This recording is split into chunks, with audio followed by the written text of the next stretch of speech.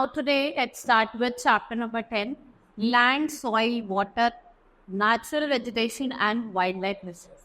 In this chapter we will study about land resources, water resources, type of distribution of natural vegetation, wildlife and area, soil resources की बात करेंगे, natural vegetation and wildlife resources की, और lastly हम देखेंगे conservation of wildlife.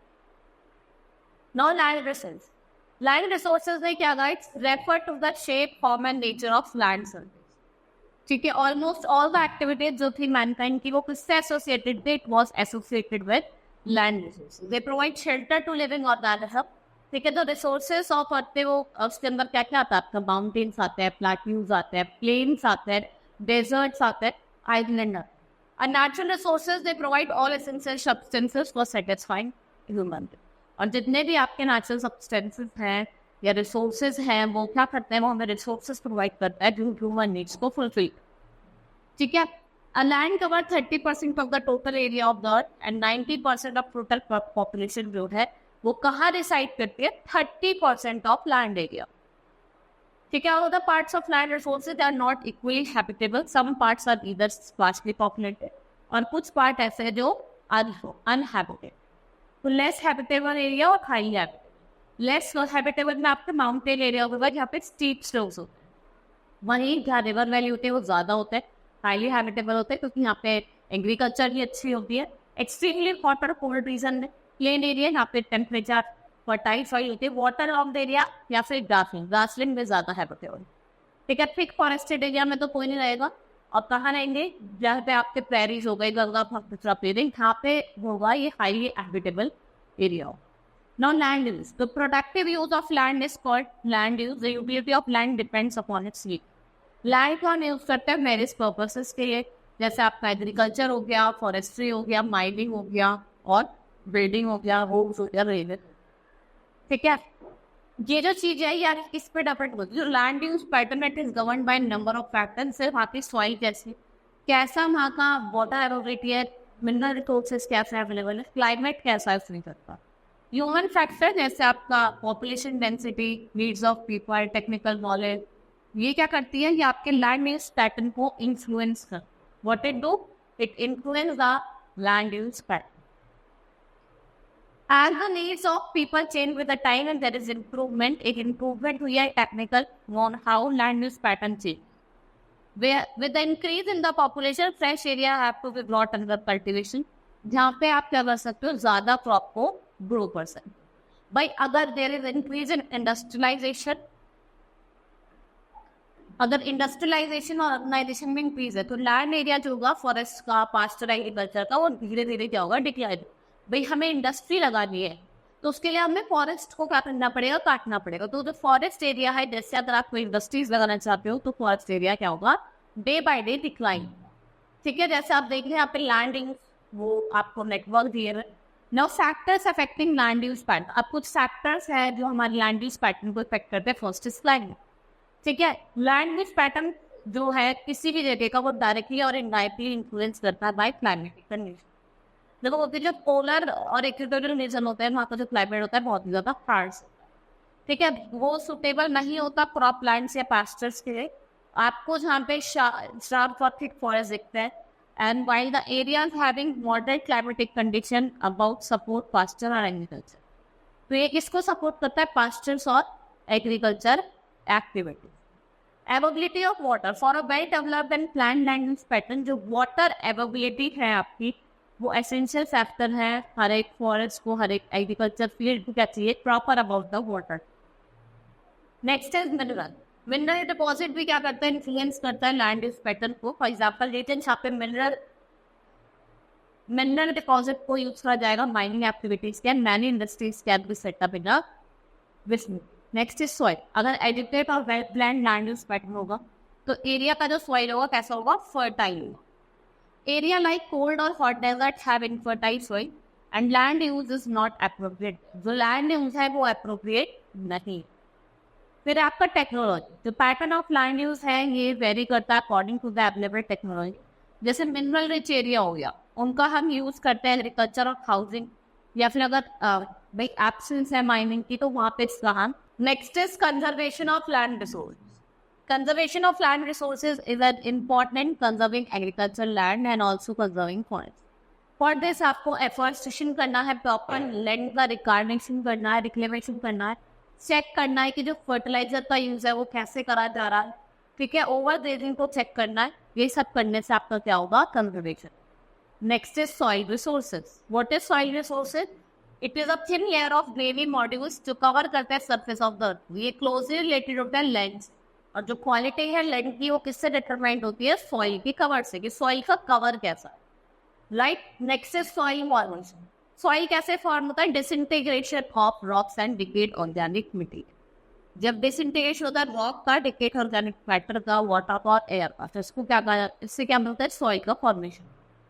Topmost layer of the crust made up of decayed plants and dead organisms, humus है. और humus क्या है, ऑर्गेनिक मैटर जो आपको कहाँ डिपॉजिट होता है, टॉप लेयर. सॉइल एक वाइटल एरिया के एग्रीकल्चर पैटर्न को गवर्न करता है, and humus mixes with disintegrated rock material. और ये क्या फॉर्म करता है, layered structure of, it forms layered structure of soil.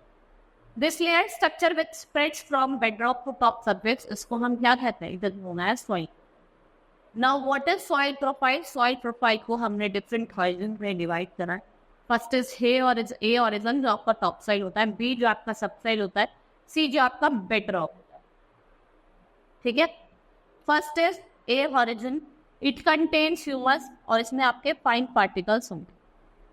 और ये क्या होता है, अपर मोस्ट होता है. B horizon ये बिलो द टॉप सॉइल होता है. ठीक है. यहाँ पे आपको रॉक पार्टिकल्स, मिनरल्स और आयरन ऑक्साइड देखते हैं. सेम ऑरिजिन इसमें फ्रेगमेंटेड रॉक मटेरियल होंगे, ये बिलो द सबसॉइल होते हैं, above the parent rock. It is made up of small pieces of rock that are derived from the parent. Small pieces of rock with सिड like the parent rocks. D origin, ये origin जो होता है इसमें आपके parent rock होता है. यहाँ पे सॉइल जो सॉइल सॉलिड अनवर्ड रॉक होता है, यहाँ पे आपको डिफरेंट टाइप्स ऑफ रॉक्स देखने को मिलती है. Now factors affecting formation of the soil. बहुत सारे फैक्टर, ना तो पेरेंट रॉक, ना तो रॉक कैसा, ये डिटरमाइन करता है कलर, टेक्सचर, उसकी केमिकल प्रॉपर्टीज को. It is a source of fragmented material जो सॉइल को बनाता है. Next is relief of topography. It is also a factor. Topography जो होती है वो ड्रेनेज पैटर्न को इफेक्ट करती है. अगर स्टीप स्लोप है, वेदर्ड मटेरियल जो होता है move down due to force exerted by water under the force of gravity. और अगर प्लेन है, सॉइल क्या हो जाती है, एक्यूमुलेट हो जाती है ओवर अ टाइम.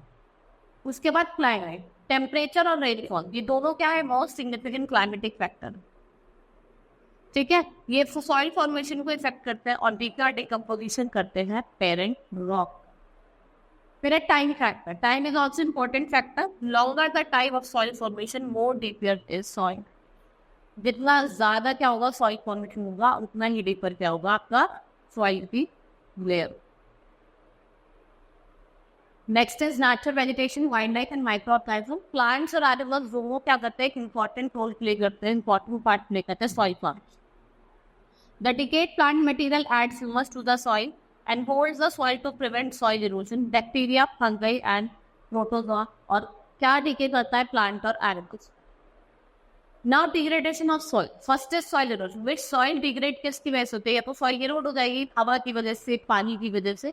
तो आपका सॉइल इरोजन जो आपका रनिंग वाटर होता है वो करता है, जो टॉप सॉइल है उसको बहा के ले जाता है. उसके बाद है आपका वेजिटेशन जो होती है, इसको डिवाइड करता है. Every year more than 2% of fertile soil is water. जो गंगा रिवर है वो 30 करोड़ टाइम क्या करती है, सॉइल टर्न को वे ऑफ बंगाल में हर बार छोड़ती है, जिससे क्या होता है आपका 2% ऑफ फर्टाइल सॉइल हर साल क्या होता है, चला जाए. Now pollution. Soil gets polluted mainly due to dumping of waste and excessive use of pesticide. जब आप ज़्यादा पेस्टिसाइड्स का यूज़ कर रहे हो, वेस्ट को डंप करो, वही फैक्ट्री का जो वेस्ट है, इंडस्ट्री का जो वेस्ट है, सब नालियों में जा रहा है. उससे क्या हो रहा है, आपका जो वाटर है वो पॉल्यूट. ठीक है. Waste generated from hospital is specially dangerous. It can be spread various diseases. Some waste material are poisonous and some like plastic, chemical और एग्रीकल्चर जो स्नैच कर रहा है is discarded by industry. और ये क्या है आपकी नॉन बायोडिक. In crops grown and they cause health problems for organism that eat sulphur. ठीक है. और ये क्या क्रिएट करते हैं, हेल्थ प्रॉब्लम कॉज करते हैं. Right. Next is loss of fertility. To provide food to ever increasing population, arable land is overused by adding more chemical. आप more chemical या fertilizer का यूज करके जो लैंड बेकार पर इसको आप arable बना सकते, ठीक है. 36% of the total irrigated area has been damage. देखो जो आपका 36% जो टोटल इरीगेटेड एरिया है वो डैमेज हुआ है, किसकी वजह से? Salination.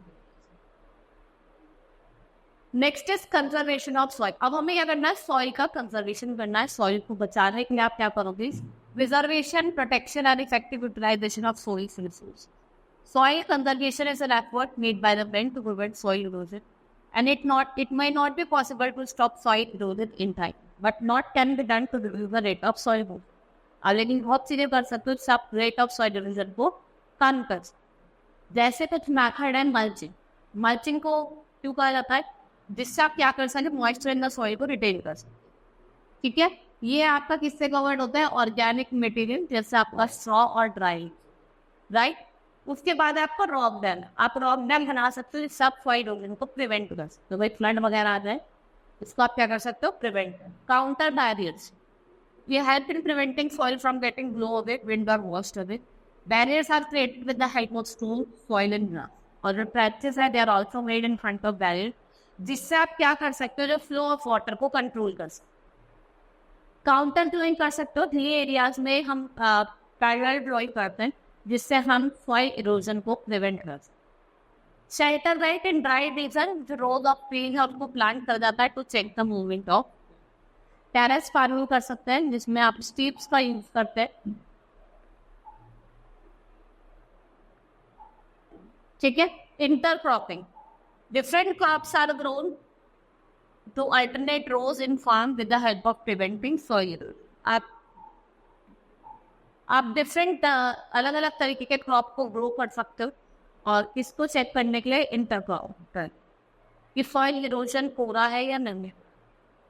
Now water resources, one of the most important natural resource. One of the most important natural resource. It is essential for sustaining life. Water on the earth exists in three forms: water vapor in the atmosphere, water in the ocean, seas, rivers and lakes, and in the form of ice. Ice के form में आपको mountains पे snow गिरते, polar region में आपको दिखने, ठीक है. Ocean water being saline can not be used for. Ocean water को हम डोमेस्टिक यूज के लिए नहीं यूज करते, ना एग्रीकल्चर पर्पज के लिए, ना इंडस्ट्री में. लेकिन आप देखते कि 97% ऑफ वाटर है वो हमारा ओशन में ही available.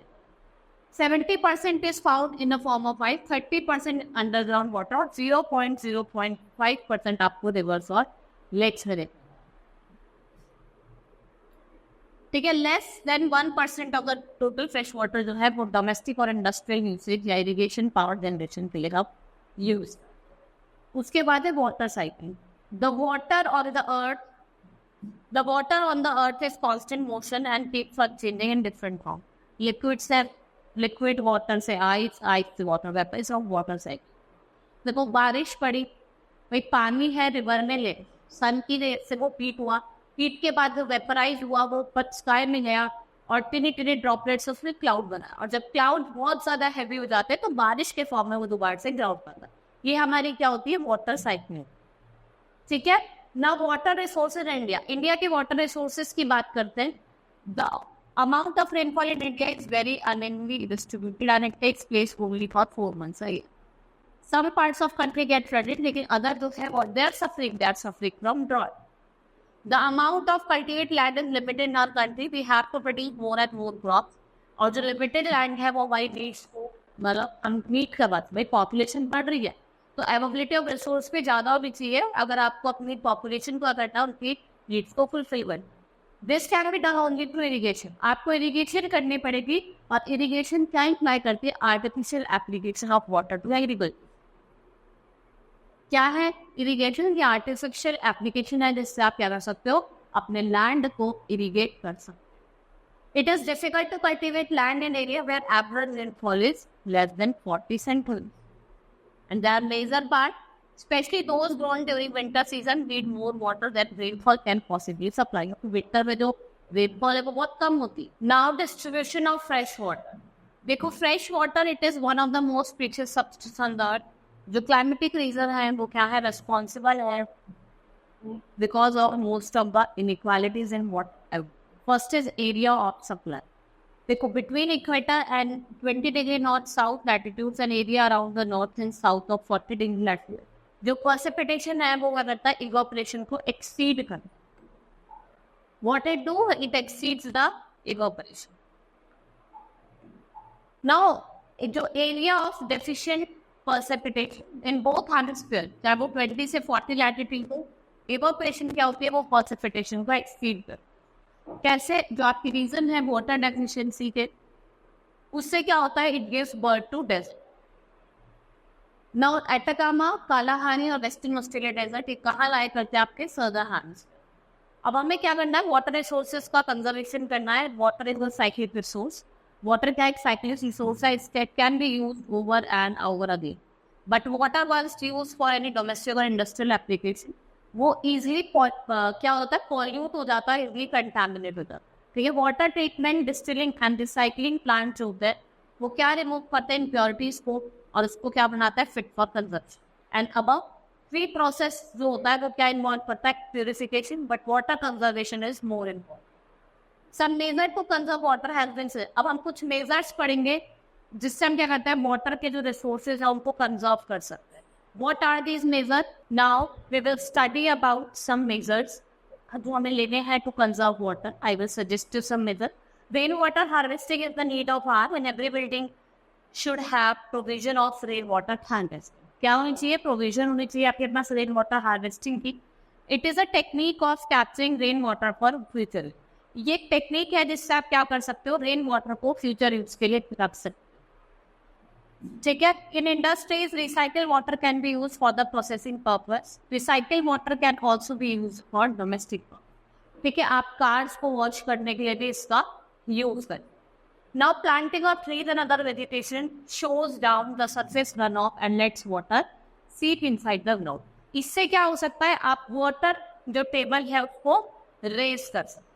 Spreading awareness and educate people about the importance of natural resource and need to protect them. और आप उनको कैसे क्या कर सकते हो, प्रोटेक्ट कर सकते हो. Now in agriculture, fields can be irrigated with the help of sprinkles, drip, trickle irrigation and underground pipe.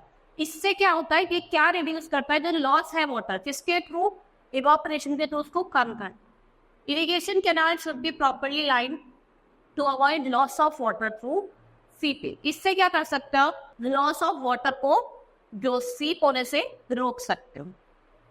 Now sewage और इंडस्ट्रियल जो एफ्यूएशन है उनको आप ट्रीट करोगे और you will release in water. Developing the habit of non wasting. भाई आपको एक हैबिट ऐसी बनानी है कि हमें जो नेचुरल रिसोर्स है उसको वेस्ट नहीं करना. Now natural vegetation and wild life resource. देखो नेचुरल वेजिटेशन की हम बात करेंगे, what are the wild life resources. ये आपकी कहाँ एग्जिस्ट करती है, बायोस्फीयर. ठीक है. लिथोस्फीयर, एटमॉस्फेयर, हाइड्रोस्फीयर, जो इनका मीटिंग पॉइंट होता है वो आपका बायोस्फीयर में. The nano zone of contact between lithosphere, hydrosphere और atmosphere, it is known as biosphere. जो इंटरडिपेंडेंस होती है, जो आपको फाउंड मिलती है लिविंग बींग्स और नॉन लिविंग थिंग्स के बीच में बायोस्फीयर में, उस सिस्टम को क्या कहा जाता है, ecosystem.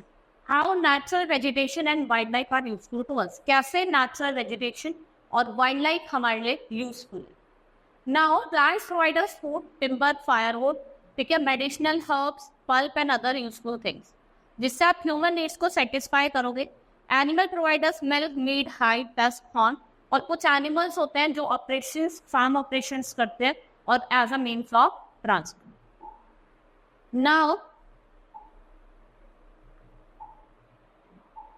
beside both plants and animals, हम क्या करेंगे, हमें maintain करता है balance को in different components. और प्लांट्स और जो animals they are variable resources and factors जो हमारे प्लांट और वाइल्ड लाइफ रिसोर्सेज को इफेक्ट करते हैं. व्हाट आर दीज फैक्टर जो इनको इफेक्ट करते हैं. फिजिकल एनवायरनमेंट में आपका land, water, soil, climatic condition, सब क्या करते हैं, आपकी क्लाइमेटिक कंडीशन को इन्फ्लुएंस कर, फिजिकल एनवायरनमेंट को इन्फ्लुएंस कर. ठीक है. It is due to physical environment that plants and animals found on land and water very significant. ठीक है. जो प्लांट्स और एनिमल्स आपको लैंड पे, वाटर पे मिल रहे हैं, वो क्या करते हैं, वो सिग्निफिकेंटली वेरी करते हैं. People are rooted into soil and hence they can not move on mind. They make psychological adjustment to the seasonal changes.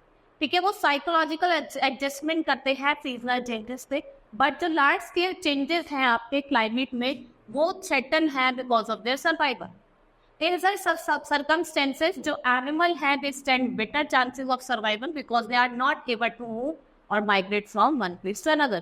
क्योंकि उनके लिए बहुत ज़्यादा डिफिकल्ट हो जाता है कि वो माइग्रेट कर सके एक प्लेस से दूसरी प्लेस.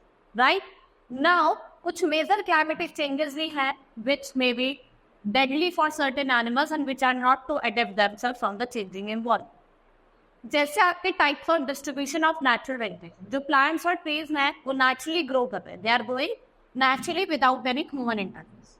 ठीक है, it is determined mainly by temperature. किससे डिटरमाइन कर रहे हैं? Mainly by temperature and by rainfall. Now we can broadly categorise natural vegetation. किसमें कैटेगराइज करेंगे? फॉरेस्ट में, ग्रासलैंड में, shrubs. Now there are various types of natural vegetation जो आप डिफरेंट पार्ट्स ऑफ वर्ल्ड में देखते हो. Some of them have been discussed in this chapter. और कुछ क्या है आपके चैप्टर में डिस्कस्ड.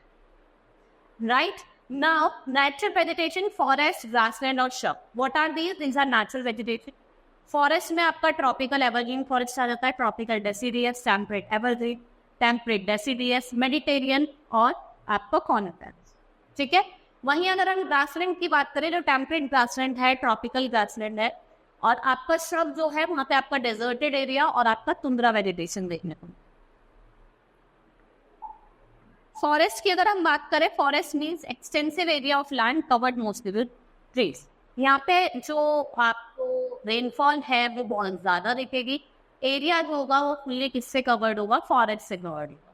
ठीक है, now first is tropical evergreen forest, जो क्या रहते हैं आपको नियर द इक्वेटर मिलते हैं and close to tropic. They are found in Amazon basin, Zaire basin और वियतनाम और इंडोनेशिया. यहाँ देखने को मिलेंगे. इनको हम ट्रॉपिकल रेन फॉरेस्ट कहते हैं. What are they known as? They are known as tropical rain forest. यहाँ पे इसको कैसा क्लाइमेट चाहिए? हॉट क्लाइमेट और abundant rainfall must almost throughout the year. The trees of evergreen forest, जो trees है एवरग्रीन फॉरेस्ट के, वो द टॉल है and they remain green throughout the year. Trees have thin canopies which make it difficult for sunlight to enter the forest. And their grounds remain waterlogged. और जो उनके grounds होते हैं वो कैसे रहते हैं? Waterlogged. ठीक है? In Brazil, these forests are known as selvas, and selvas are often termed as lungs of earth. जो selvas हैं इन्हें हम क्या कहते हैं? Lungs of the earth. Now, apes, lizard, monkeys, crocodile, elephant, pythons ये main animals हैं जो आपको यहाँ देखने को मिलते हैं.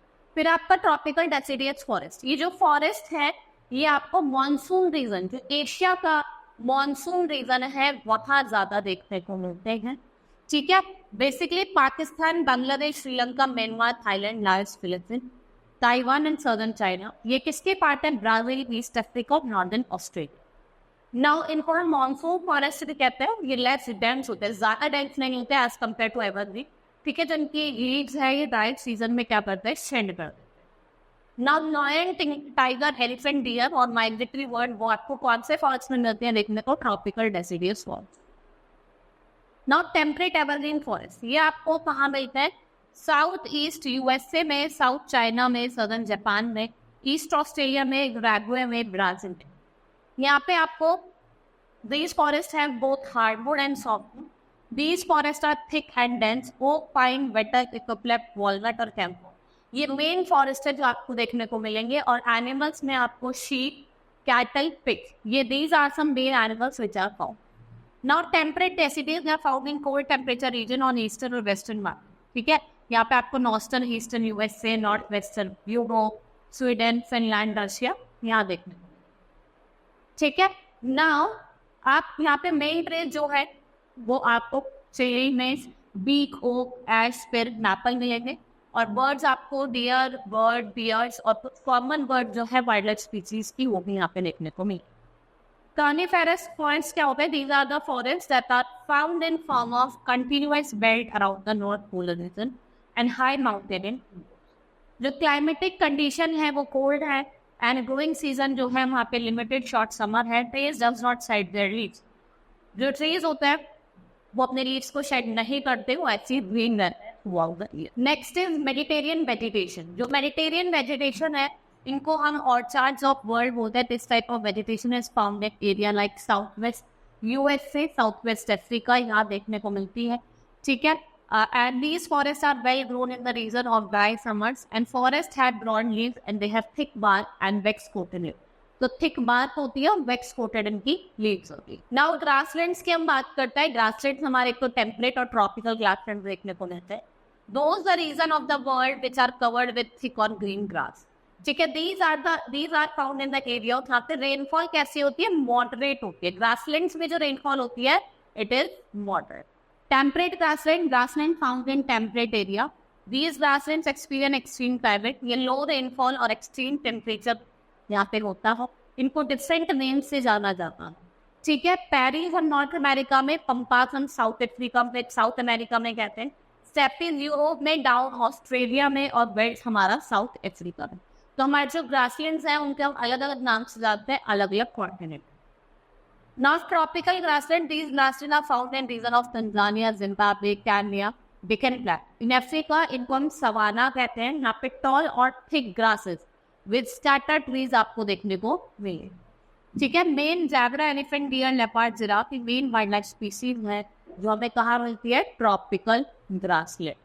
Next is shrub. What are shrubs? They are very high और extremely low temperature, scanty rainfall में ग्रोथ है.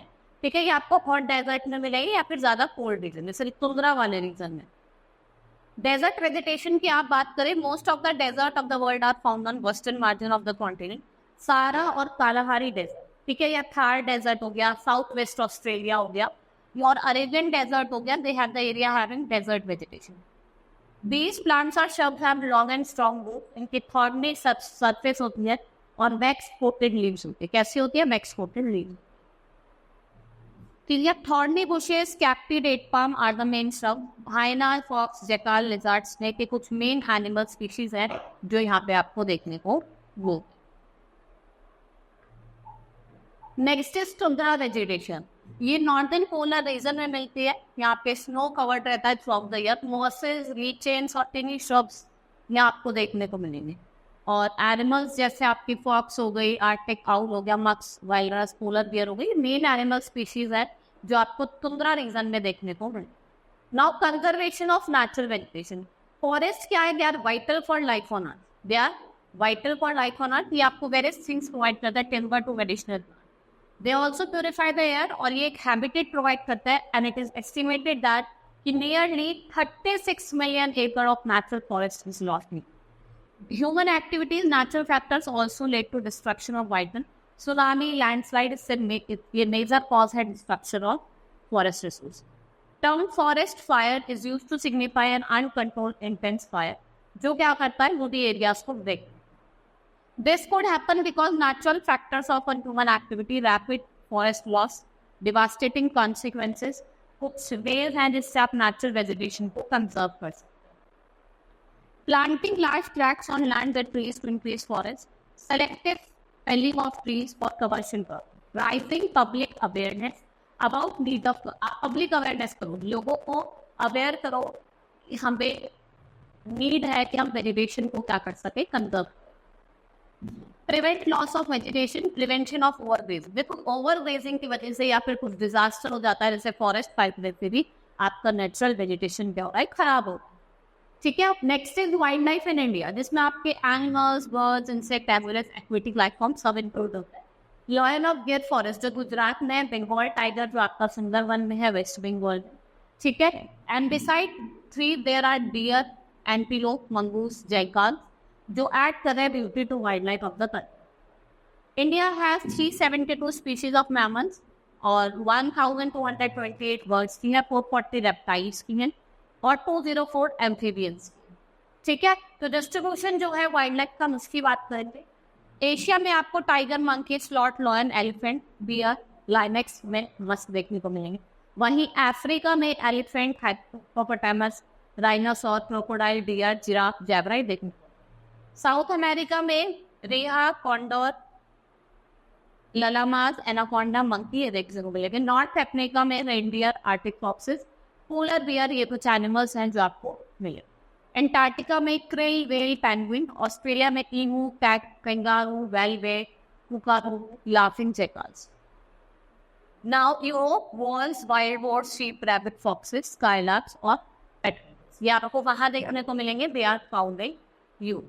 Now, conservation of wildlife. Various plants and animals in a particular area that closely interlinked or interdependent.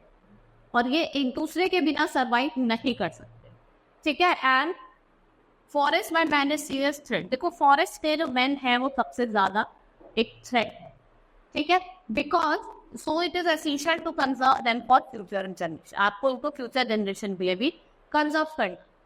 Steps taken by the government. अब कुछ steps government ने लिए हैं. वो क्या क्या स्टेप्स हैं, I will tell you one by one. Biosphere reserves are being established. Majority goal is to preserve genetic diversity. ठीक है. मेजॉरिटी गोल क्या है, आपको जेनेटिक डाइवर्सिटी को प्रिजर्व करना है. Special efforts are being made to preserve endanger species. Periodic census हो रहे हैं. फिर है to prevent wildlife in natural setting. आप नेशनल पार्क्स और सेंचुरी सेटअप कर. 100 of government as well as non-government agencies like IUCN और WWF, UNESCO और आपकी PSCO, ये आपकी वर्क कर रही है to conserve the wild life. Education and awareness can also play a vital role, जिसमें आप क्या कर सकते हो, आप वाइल्ड लाइफ को कंजर्व कर सकते हो. ठीक है. Now our chapter has been completed. We will do the exercise of the chapter. Very short answer type question. Mention any 5 uses of land. आप 5 uses बताएंगे लैंड की. What is the importance of conservation of land resource? कि क्या importance है land का conservation करने. Next is what is soil? Soil क्या है? And what is water cycle? And what is biosphere? Biosphere क्या है? ठीक है, वो आपको बोला. Explain the term soil profile. आपको soil profile बतानी है. What are the 3 ways of water conservation? कैसे कौन 3 वे बताने हैं जिससे आप वाटर को कंजर्व कर. Which are the factors जो इफेक्ट करते हैं प्लांट और वाइल्ड लाइफ रिसोर्सेज को. आपको डिफरेंशिएट देना है टेम्परेट ग्रासलैंड और ट्रॉपिकल ग्रास. ठीक है. Now suggest 3 ways to conservation of natural resource. आपको 3 ways बताना है जिससे आप नेचुरल रिसोर्सेज को कंजर्व कर सकते. What is rain water harvesting, कि आप रेन वाटर को कैसे हार्वेस्ट कर सकते हो. Now long answer type question. Right note on the factors affecting land use. Fact आपको फैक्टर बताने. क्लाइमेट है, वहाँ पर नेचुरल वेजिटेशन है, अलग अलग फैक्टर्स है. विच factors affect the formation of soil. क्या वहाँ की टोपोग्राफी, वहाँ का क्लाइमेट, वहाँ का एरिया कैसा है, फर्टिलिटी है या नहीं है. Suggest 5 methods. आपको कोई 5 मेथड्स बता दें.